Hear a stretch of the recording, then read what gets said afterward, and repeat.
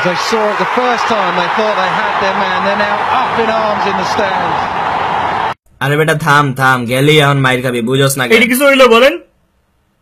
আমি তো কাইন্ডা আরে দেব। চুপ কর তুই। আরে রিয়াদ ভাই আপনি যেতে না ভাই। আরে ফোনই জানেন থেকে। আর যাইতেছি। খেলতে এলাম এক ফোঁটা সম্মান দিল না। আর খেলুবি না বাল। এমনি বাজ দিলে কি হয়?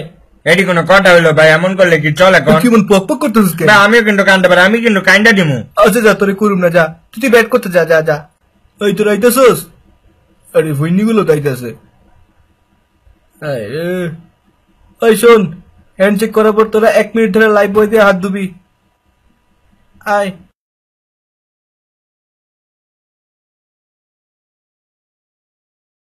মুড়ি খা। তুই খালি মুড়ি খা কইলি কেন? তাই আমার ইচ্ছা হইছে কম তো তুই চানাচুর দিবি নাকি ক? আরে দিমু না, তুই কি করবি তুই?